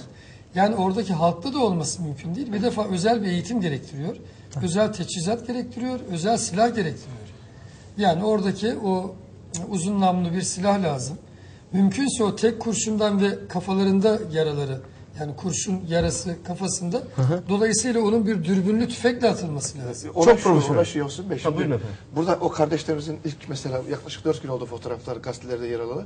Hepsinin elleri arkasından bağlı ve kafasından vurulmuş. Bu ne biliyor musunuz? Bu nişancı kurşunu değil. O da başka bir Bu bağlanmış yere, yakalanmış, tutuklanmış. İnfaz bir yere edilmiş. Evet, bir yere hapsedilmiş. Toplu halde elleri bağlıyken tek tek kafalarına tabanca ya da neyse onunla sıkılarak hepsi katledilmiş. Yani bu diğer nişancı kurşundan daha tehlikeli bakın. Nişancı kurşunu hiç olmazsa sen hedef alıyorsun. Rastgele orada birileri sekebilir. Ama bu sen elini bağlamışsın. Adam savunmasız. Ve bunu sen tutuklamışsın. Senin adamı güvenlik senin elinde. pasifleştirdikten Sen sonra bunu tek tek yani. vuruyorsun. Bu bir katliamdır bakın. Bu resmen bir vahşettir yani. Onlarca böyle görüntü var. Hocam sizden yola çıkmıştık. Minber dediniz. Minberlere mi? Minareler var ya, Minareler, caminin şerefeleri. minareleri. Minareler. O Sultanahmet'in de vardı ya işte bir Tamam. ezan okuyan bir Şerefe, evet. İşte oralarda askerin işte silahlı bir şekilde gezdiği fotoğrafları gördüm ben şeyde. Arkadaşların topladığı bilgilerde. Onu belki o CD'de var mı bilmiyorum. İşte demek yani dini hayat günümüzde ne dediniz de ben işte onu özetlemek bakımından söyledim. Yani orada dini hayat nedir? İşte camiler yani açıldı. Camiler açıldıktan sonra her mahallenin camiinde o mahalledeki insanlar namaz kılabiliyor. Şimdi bu özellikle bu olaylar yaşandığında camilere gitmeyin, caminin kapısına böyle yazılar yapıştırmış Çince. Git evinde kıl namazını diye. Aynen Çince o manaya gelen yazılar yazmış ve evinde kıl diye camileri kapatmışlar. Bugün de işte aldığımız bilgilerde orada cuma namazının izni verilmemiş. O Uygurların yaşadığı bir bölge var. O bölgedeki camide fazla zorlayınca ister istemez açmak zorunda kalmış. Ve cumadan sonra da bir gösteri olmuş galiba. O gösteride de yani insanları tutuklamışlar. Ben bir şey sormak istiyorum. Dini eğitim orada kim eliyle veriliyor Müslüman? Hayır, dini eğitim diye bir şey yok ki. Yok. Dini eğitim yok. İşte Peki o camilerdeki imamlar- sadece ben onu anlatırsam şöyle yani 82 Anayasası'nda, şimdi bir değişen anayasadan biraz bir gevşeme oldu. Gevşeme oldu ve o zamandan istifade ederek bir dini eğitim yani görmezden gelindi. Musamaha edildi. Yani o kanunen değil de halka biraz özgürlük verdi. Birkaç sene sürdü o. Ve o sıralarda yetişti. Ama şu andaki dini eğitimi ondan sonra işte Doğu Türkistan'da bir tane üniversite var. Doğu Türkistan İslam Dini Üniversitesi diye. Orada yaklaşık bir 100 civarında öğrenci oluyordu zamanında. Şu anda net bilmiyorum. O da işte 6 aylık periyotlarla imam yetiştiriyor. Ve onlar işte camilerde görev alanlar. Bu Çin kontrol altında, Çin'in. Bu dini eğitim eğer demek doğru ise buna denilebilir ancak işte. Peki Türkiye'de mesela ilahiyat okuyan bir Doğu Türkistan Türk'ü döndüğünde Çin'de bu Doğu Türkistan özerk bölgesinde imamlık yapabiliyor mu? Mümkün değil. Yani yurt dışında ilahiyat eğitimi alan hiçbir kimsenin orada yaşaması bile izin verilmiyor. Zaten az önce sordunuz Mısır'da öğrenci Evet. yok mu diye. Mısır'da her sene birkaç tane öğrenci mezun oluyor. Ezher'de mezun oluyor. Ama mezun olduktan sonra öğrenciler memlekete gidemiyor. Yurt dışında eğitim almasına Vatandaşlıktan mı çıkartıyorlar? ya Ne çıkartmıyor, uygulama nedir? çıkartmıyor ama Uygurlar orada potansiyel suçlu gözüküyor. Yani bir Uygur oldunuz mu, Müslüman oldunuz mu siz potansiyel suçlu. Sizin her an Çin'e karşı bir eylem veya bir olay çıkartma potansiyeliniz de var diye bakıyorlar. Dolayısıyla hele yurt dışında eğitim almışsınız. Yani mümkün değil orada bir dini görev ifa edersiniz. Hiçbir şekilde orada yaşayamazsınız. Zaten dönenler oldu. Medine Üniversitesi'nden mezun olanlardan bazıları yani Çin'le karşılaşmayıp da sadece dinimi onlara bir öğreteyim diye böyle bir amaçla dönenler oldu. Onlar da içeride şu anda. Yani Cezaevlerinde. tabii cezaevlerinde. Peki o yani şey için soruyorum Yavuz Selim Beyciğim. O Müslüman Çinlilerden bahsettik. İşte Huyilerden. Onlardan dini eğitim alıp da Çin'e dönen bu anlamda bir faaliyeti olan var mı? Vardır. Onlar da vardır. Yani o Onlar da aynı dediğimiz şekilde dönünce tutuklanıyor mu? yok. Onlardan farklıdır. Onlar yani milliyeti bir kere Huy milliyeti diye içeride itiraf ediliyor, tanınıyor da ama dış dünyaya tanımıyor. Onun Çin Müslümanları diye tanıyor dünya. Yani ayrı bir millet olarak tanınmıyor. Tabii bu arada bunu açalım. Şimdi aslında size bir soru sormak istiyorum buradan hem dini eğitimle ilgili. Muhterem hocam, Çin'de tabii abartılı olarak 200 ama bizim bildiğimiz rakamlar 100 milyon civarı Hui denen 115 bizim milyon tabii diye. Dungan diye bildiğimiz Türkçe'de Dungan dediğimiz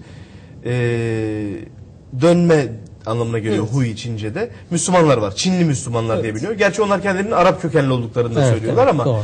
şimdi geçenlerde SSTV, CCTV, Çin Uluslararası İngilizce yayın yapan kanalı, aynı CNN International gibi.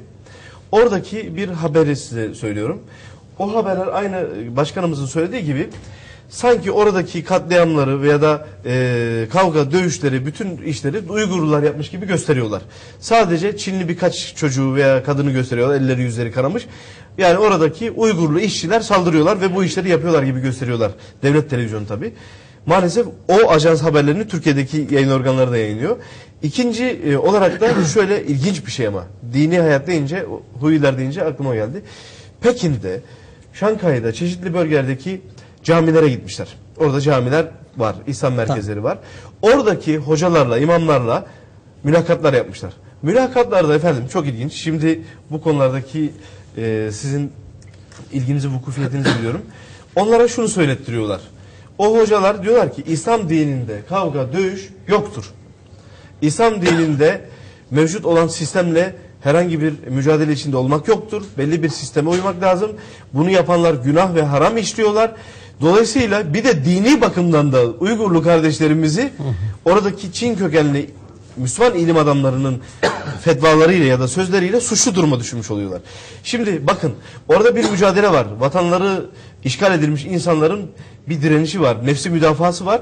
Bunu da İslam'la yine bakın yine Müslüman İslam adamlarına sorarak, din adamlarına sorarak hatalı oldukları söyleniyor. Zaten o şekilde teşvik etmeye zorluyorlar. Yani hocaları hocaları aynen bu zorluyorlar. şekilde mesela biz küçükken de işte ve atasimu bihablillahi cemiyen ve la teferruku ayeti vardı. Bu ittifala Müslümanları birleşmeye bir teşvik eden ayet. Aynen bunu işte hatta Çinlerle birleşin tarzı da lanse etmeye çalıştırıyor. Allah'ın yani. ipine sarılın yani. Tabii Çin'in yani. ipine sarılın Yani diye. bu Maalesef. şekilde yani. Şunu o söylemek istiyorum. değiştiriyor. Yani İslam ve din kullanılarak da bu tip işgaller, bu tip istilalar yapılabilir mi? Bir stratejist olarak size bunu soruyorum. Şöyle söyleyelim bunu en genel anlamda şu anda bütün İslam ülkelerinde çok ciddi bir psikolojik harekat söz konusu. Bütün İslam ülkeleri. Tabii tamamında. Yani Türkiye dahil mi? Türkiye zaten bu işin başını çekiyor. Evet. Yani Türkiye'de geçmişten bu yana uygulanan bir yeşil kuşak projesi var zaten. Yani işte ılımlı İslam, light İslam ne derseniz deyin. Yani İslam esasında bir tane sonuç itibariyle ve Müslümanlar zaten mütedil ve ılımlı. Buradaki temel şey şu. Bakın siz bunu yaparken yani Müslümanlarla ve onların ahkamıyla mücadele ederken ne yapıyorsunuz? Siz onların karşısında yine sözüm ona Müslüman kılığında birilerini sunuyorsunuz. Ve onlar aracılığıyla bunu yapıyorsunuz. Yani geçmişte de yani Anadolu'da bu yapıldı. Ondan sonra akabinde biliyorsunuz Osmanlı Devleti özellikle zayıfladıktan sonra Arap ülkelerinde İngilizler kimleri kullandılar? Sözüm ona şeyhleri kullanmadılar mı? Hindistan'da aynı şeyi yapmadılar mı? Yani sonuç itibariyle bu zaten sürekli olarak yapılıyor. Burada temel şey şu. Topyekün İslam ülkelerinde insanlar, Müslümanlar Kur'an-ı Kerim'den ve onu uygulayan, onu bizlere öğreten Peygamberimiz Aleyhisselatü Vesselam'ın öğrettiklerinden kopulduğu için artık işte asıl ahkamdan kopmuş yeni bir Müslüman tipi ortaya çıkartılıyor. Yani sözleşmeli, anlaşmalı Müslüman tipi.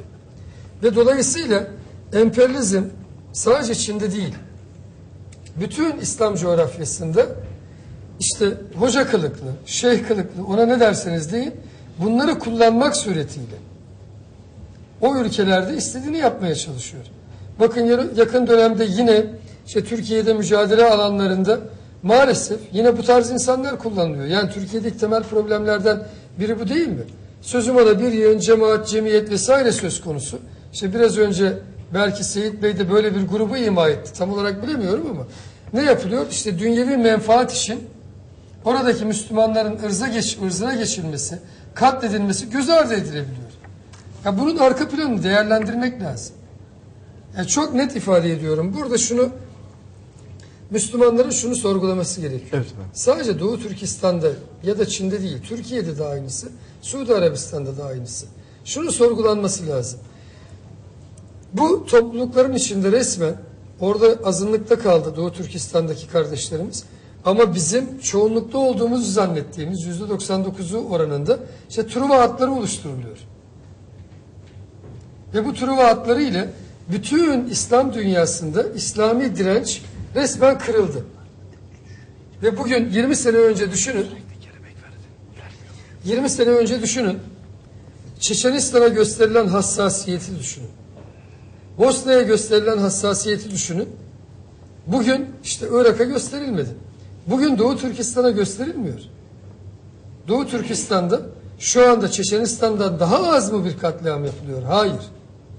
Ama o direnç dumura uğratılıyor. Maalesef. Kimler tarafından? Bizatihi işte kıble hassasiyeti olduğunu düşündüğümüz medya tarafından. Kıble hassasiyeti olduğunu düşündüğümüz belki yöneticiler tarafından. Burada bu noktada yani onlar da bir psikolojik harekatın, topyekun Müslümanlara karşı uygulanan bir psikolojik harekatın parçası mıyız diye kendi kendilerini sorgulamalılar. Yani biz birileriyle diyaloğa giriyoruz diye öbür tarafta katledilen Müslümanları görmezden geliyoruz. Bunun hakikaten sorgulanması lazım. Ve bu haber diline de yazarlara da yansıyor. Yavuz Selim Buyurun Bey, şöyle bir mantık var bizde. Mesela tabii ne derece doğrudur bunu sorgulamak lazım. Buyurun. Bizim İslam ümmetinde şöyle bir mantık var. Bazı arkadaşlarla konuşuruz. Doğu Türkistan gerçeğini, Çin'le Doğu Türkistan arasındaki bu dengesiz güç mücadelesini şunu söyler, diyorlar ki biz Çin'e yönelik bir İslami çalışma başlatıyoruz. Çinliler Müslüman olması lazım. Çinliler Müslüman olduğu zaman, Çinliler İslam'ı aldığı zaman o zaman sizi katletmezler. Kardeşim yani tabii çok güzel bir niyet ama yani sen 1,5 milyarı Müslüman yapacağım derken ilgini oraya odaklarken 35 milyonluk Doğu Türkistan halkı imha olup gidecek yani. Bakın burada şuraya gelmek. Burada aciliyet nerede? Hayır. Doğu Türkistan'da yani bakın hani bir söz var. dereye su gelene kadar kurbanın gözü patlamış diye bir tabir var ya. Bizim bazı tabii çok iyi niyetlidir, halistir belki. Çinliler Allah razı olsun. Müslüman olana Çinliler kadar- Müslüman olana kadar Doğu Türkistanlar bitti. Senin dini, dili, ırkı, her şeyi bir olan kardeşlerini kurtarmak için 1,5 milyarlık elin gavurunu Müslüman etmeyi beklersen Peki. eyvah bizim halimize. Seyit Bitti o Beyciğim, zaman bakın, yani. buradaki Bunun temel metodu, sıkıntı, bakın. farklı metodunun olması lazım. Hayır bakın. Buradaki temel sıkıntı şu. Şimdi herkese göre ölçü yok. Burada şimdi ilahiyatçı bir ağabeyim var. Evet. Bir tane ölçü var. Bu ölçü içinden bakmak zorundasınız. Evet. Yani sizin orada kardeşleriniz katlediliyor. Evet. Onların ırzına geçiliyor. Evet. Siz öncelikle ona dönük tedbir almak zorundasınız. Tabii, Siz ona dönük tedbir almıyorsunuz. Bütün topyekün İslam dünyasının bu katliamlara karşı bu emperyalizmle uyumlu hale getiriyorsunuz. Ve bu uyumlu hale getirişi de şöyle savunuyorsunuz. Evet. Biz diyalogla, biz hoşgörüyle Evet. o işte Çinlilere ulaşacağız, işte Avrupa'ya ulaşacağız, Amerika'ya ulaşacağız ve onların Müslüman olmasını sağlayacağız. ılımlı bir İslam. Bakın böyle bir şey yok. Böyle bir tebliğ yöntemi var mı hocam? Yok, Lütfen siz öyle bir söyleyin. şey olmaz. Böyle bir tebliğ yöntemi yok. Yani siz Allahü Teala insan denen mekanizmayı yaratmış. Evet. Onu tekamül ettirirken bir teknik tarifname göndermiş. İşte biz ilahi kitap. Yani Kur'an tabii. Kur'an. En son Tabii. gönderdiği teknik tarifnamenin ismi ne? Kur'an-ı Kerim. Evet. Ve demiş ki bu mekanizmayı en son haliyle bakın tekamül ettirdim. Evet. Sonra en son teknik tarifname Kur'an'ı gönderdim. Onu da demiş bir de usta gönderdim. Her devirde bir usta. Doğru. Son gönderdiğim ustanın ismi Muhammed Usta. Evet. Siz bu mekanizmayı Muhammed Usta'nın bu kitabı okuduğu gibi okuyun. Peki hocam. Onun algıladığı gibi algılayın. Peki İslam dünyasında ne kadarımız o sizin buyurduğunuz şekilde algılıyor? Yani sonuç Ben size bir şey itibariyle- söyleyeyim hocam. Evet. Bakın. Bugün İslam dünyasının Doğu Türkistan'a ilgisizliğinin temelinde ne yatıyor bakın. Bugün 1,5 milyarlık İslam dünyası diyoruz. Belki Çin'i dengeleyebilecek ve Çin'i frenleyebilecek çok büyük bir güç. Bugün eğer Çin'in petrol ihtiyacı İslam dünyası tarafından bir ay bloke edilsin, Çin çöker. Bugün İslam dünyası tek bir karar arasında desin ki İslam ülkeleri Çin'e petrol satışını durdurdu. Çin bu katliamı durdursun dediği anda Çin o dakikada durdurmak zorunda. Aksi halde Çin biter. Şimdi biz ne yapıyoruz biliyor musunuz? Siz bir an önce buyurdunuz. Dediniz ki bize gönderilen ilahi fihriste bakmıyoruz biz. İlahi reçeteye gerçekten doğru. Şimdi İslam dünyasında Çin'in bir manipülasyonu var. Burada diyor ki Çin, ben Filistinlilere destek veriyorum. Çin, Filistinlilere göstermelik bir destek veriyor. Burada amaç ne? Amerika, İsrail, Batı o blokuna karşı güya İslam dünyasının sempatisini kazanmak için Filistinlilere destek. Filistin Müslüman, bizim kardeşimiz. Arap Müslümanları, bizim özbeöz kardeşimiz. Peki Çin'in işgal ettiği Doğu Türkistan Müslümanları bunlar sahte Müslüman mı? Yani yapmacık ya da uydurmacık fason Müslüman mı? Burada İslam dünyası hakiki manada İslam'ı ne kadar yaşıyor ve ben utanıyorum bugünkü durumdan. Bugün Tayyip Erdoğan, Sayın Başbakan dedi ki Davos'ta ben bir Müslüman Türk'üm ve dedi ki bir Müslüman Türk bir Müslüman Arap'ın sıkıntısına dedi ki one minute dedi değil mi? O riski alarak bakın bugün bütün dünyayı kontrol eden ekonomik, iktisadi, siyasi, medya her yönüyle kontrol eden İsrail'e karşı ve onun Cumhurbaşkanı'na karşı Filistinlilerin yanında yer aldı. Buradaki amaç neydi? O benim dindaşım, mazlumdur, mağdurdur ve onun yanında yer almak zorundayım ve one minute dedi.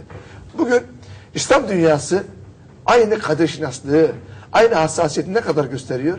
Niçin bir one minute Arap aleminden, İslam dünyasından, Müslüman Arap kardeşlerimizden, Müslüman Türk kardeşlerine gelmiyor? Burada bir çifte standart var. Ama burada bir şey daha belirtmek lazım Seyit Türk. Bu söylediğiniz sonuna kadar haklı. Ama başka bir gerçek daha var. Dün ben Rabia Kadir hanımefendiyi dinledim. Şimdi bağlanırsa da konuşacağız. Dedi ki Doğu Türkistan'a sahip çıkmayan ben Türk'üm demesin dedi. Evet. Türk dünyasından da ses yok. Tabii. Yani şimdi Arap alemine vururken vuralım tamam. Evet. Haklısınız. Evet. Biz onlara sahip çıkmaya çalıştık. Ama biz bunu Arap oldukları için değil, zulme uğradıkları Tabii, için tabii, yaptık. tabii. Yalnız Arap alemi hani hep şu söylendi. Filistin'e niye Araplara sahip çıkmıyor? Hatırlıyor musunuz? Türkler niye sahip çıkıyor? Hatta CHP, MHP bile bunu sürekli söyledi. Bugün de Devlet Bahçeli söylemiş. Niye Araplar sahip çıkmıyor da Türkiye sahip çıkıyor? Peki Doğu Türkistan'a Türkiye Cumhuriyetler niye sahip çıkmıyor abi? Şimdi bak, ben izah edeyim. Şimdi bakın. Ben Ya bir şey şimdi söyleyeyim burada hocam. bir şey Şimdi Türk çift tarafıyla Cumhuriyetleri, düşünmemiz bakın, lazım. Türk Cumhuriyetlerinin hakikaten çok büyük ayıpları var. hakikaten Türk Cumhuriyetlerinin Doğu Türkistan meselesi, ben burada saysam bitmez yaptığı yanlışlar. Ama Türk Cumhuriyetlerinin bir mazereti var. O nedir biliyor musunuz? Bağımsız devletler topluluğu Rusya'nın Değil, bağımsız değil. Sözde bağımsız. Sözde Rusya'nın güdümünde Şanghay İşbirliği'yle Çin'in cenderesinde işte iki büyük emperyasının altında Araplar buna Araplar da eski sömürgeci olan İngiliz, Fransız ve Amerikalıların cenderesinde. Şunu ama Yani, şunu da buyurun düşünün. hocam, lütfen. Şunu da düşünün. Bakın. Şimdi her devletin bir ilgi alanı vardır, bir de etki alanı vardır. Bakın. Şimdi Türkiye Cumhuriyeti Devleti Aliye'nin mirasçısı. Evet. Büyük Osmanlı Devleti'nin mirasçısı. Bir. İkincisi, Anadolu Türk'ü biraz önce de birinci bölümde ifade ettim. Sürekli olarak bağımsız kalmış tek kol. Ve Anadolu bütün Türkler için ana yurt. Evet. Yani nasıl Türkistan ata yurtsa ana yurt burası. Sadece Türkler için değil esasında. Yani bütün mazlum İslam coğrafyasının her yerinden Anadolu'da insan var. Yani Boşnaklar da burada, evet. Arnavutlar da burada. Efendime söyleyeyim, Araplardan gelenler var. Bakın tabii, şimdi tabii. Ege bölgesinde Doğu Türkistan'dan, Afganistan'dan, dolayısıyla ana yurt burası. Neden ana yurt burası? Buranın sorumlulukları var. Şimdi Türkiye'den beklediğinizi siz ne Arap'tan bekleyin, ne Türkistan'daki herhangi bir Türk devletinden bekleyin. Evet. Çünkü onların genetiğinde böyle bir şey yok. Siz şimdi 1000 yıldır sancaktarlık yapmışsınız, 500 yıldır hilafet makamındasınız. Evet. Yani sizin şöyle bir şey var, bu genetik olarak da bu toplumda, yani sizin yeni doğmuş bebeğinizde kafasını kaldırdığında, ya bu Kafkasya'da ne oluyor, Doğu Türkistan'da ne oluyor, Balkanlarda ne oluyor deme istidadı var. Bak fıtri olarak var. Ve Doğu Türkistan'da doğan evlatçığın da ya Türkiye'deki kardeşlerimiz bizimle ne zaman ilgilenecek deme şeyi var. Bu bir temayül. var. Bu bir temayül. Yani geçmişte Doğu Türkistan'da devlet varken Osmanlı'ya her seçilen hükümdar orada ne diyordu? Osmanlı'nın başındaki padişaha mektup yazıp bakın bizim durumumuz bu, şu durumdayız, işte vesaireyiz diye bir tekmil verme gereği duyuyordu. Evet. Buhara emiri aynı şekilde. Evet. İşte Kafkasya'daki Davistan emiri aynı şekildeydi. Ya bu böyle bir şey. Zaten o yüzden Sunusi Libya'da kurtuluş mücadelesine başlamadan önce Atatürk'e yazdığı mektupta ne diyordu? Seyfülislam, İslam'ın kılıcı. Seninle beni bağlayan Allah'ın Furkan'a diyor. Üzerine yemin ederim ki işte ben senin mücadeleni desteklemeye hazırım. Şimdi buradan ne anlıyoruz? Türkiye Cumhuriyeti Devleti'nin bir etki alanı var. Bu etki alanına baktığınızda yani ne demek?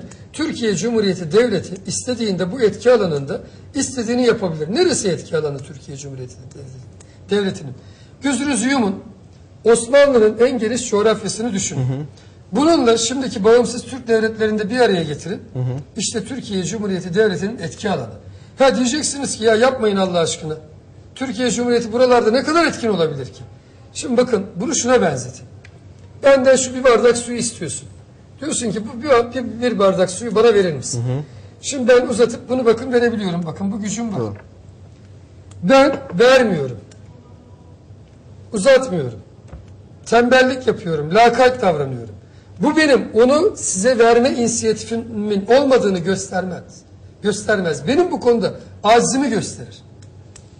Türkiye Cumhuriyeti Devleti'nin ve Türk milletinin, Anadolu Türk'ünü kastediyorum, bu bardağı alıp buraya uzatma inisiyatifi var. Yani bu etki alanı ben içinde, daha fazla olduğunu inanıyorum. Bakın, bu etki alanı içinde rejimlere müdahale edebilir. Yönetim kadrolarına tesir edebilir. İstediği olayı çıkartabilir. İstediği şeyi bastırabilir. Ama yeter ki istesin. Bakın istesin. Bunu çok net ifade Bu ediyor. irade lazım ama. Bakın işte bu irade olacak kadroları bu milletin seçmesi gerekiyor.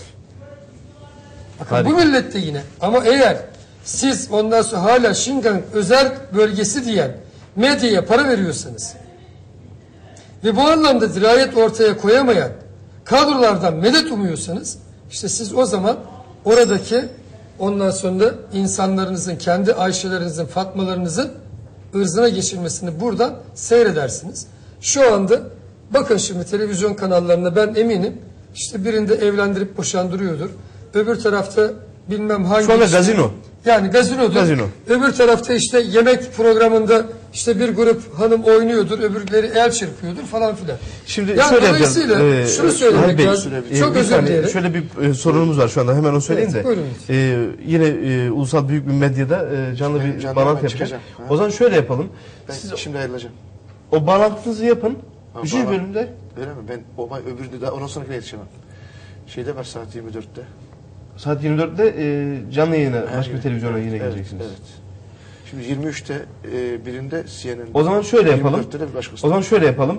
Biz Seyit Tümtürk'ün, Dünya Uygur Kongresi Başkanı Seyit Tümtürk'ün buradaki sözlerini alalım. Tamam.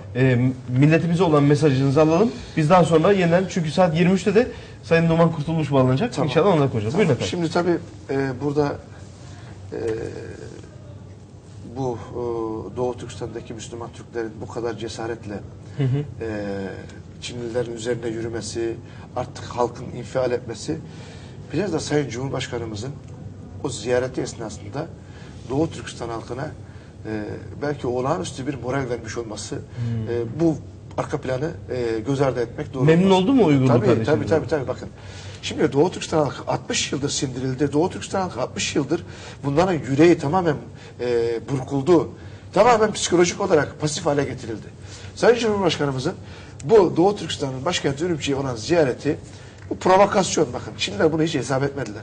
Bu provokasyon ve akabinde halk da öyle bugün bu direnişin, o kardeşlerimizin orada bir haftadır bu direnişi devam ettirmeleri, bütün zorbalığa, bütün kurşunlara, bütün yani kanunsuzluk ve hukuksuzluğa rağmen bugüne kadar bu direniş sürdürmeleri ve sokaklarda dişe diş, göze göz, hiçbir şey olmadığına, ellerinde hiçbir şey olmamasına rağmen bir mücadele verilmiş olmaları, Sayın Cumhurbaşkanımızın o bir günlük Ürümçi ziyaretinde o Doğu Türkistan halkına vermiş olduğu moraldir. Eğer bakın Sayın Cumhurbaşkanımız o cuma namazını Şiyen'de değil, Çin'in bir iç şehri, Şiyen'de değil, bir Ürümçi'de, bir Kaşgar'da kılsaydı cuma namazını, belki bugün Doğu Türkistan bağımsız olurdu.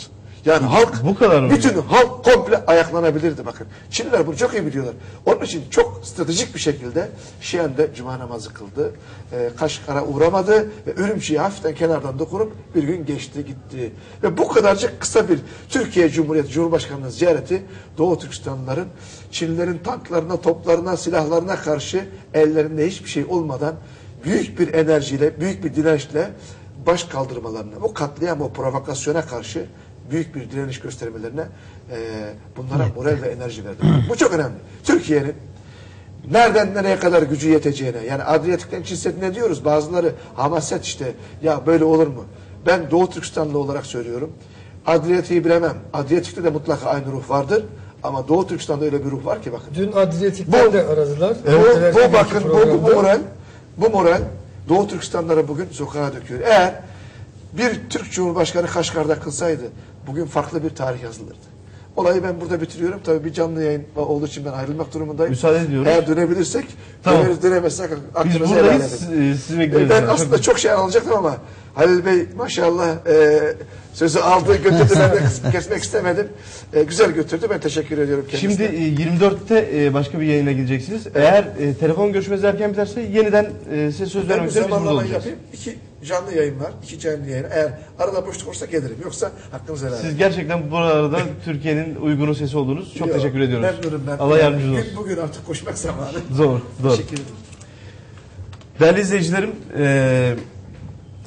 şimdi Seyit Tümtürk Beyefendi Uygur'un sesi olarak bizim çok değerli dostumuz, kardeşimiz buradaki vazifesini tabiri caizse tamamlamış oldu. Şimdi 3-4 televizyonda daha, uluslararası televizyonlara dair buna meselemizi anlatacak inşallah. Ve biz Rabia Kadir Hanımefendi ile de görüştük. Kendisinin Türkiye ziyareti olacak yakında. İnşallah 2 Doğu 2 Batı stüdyolarında kendisini ağırlama imkanımız olacak. Onun haricinde Doğu Türkistan'daki kardeşimizle çok uzun bir süre bağlanmaya çalıştık. Can güvenliği ve telefonun tespiti noktasında onunla da görüştük. Telefonunu kapatmak zorunda kaldık.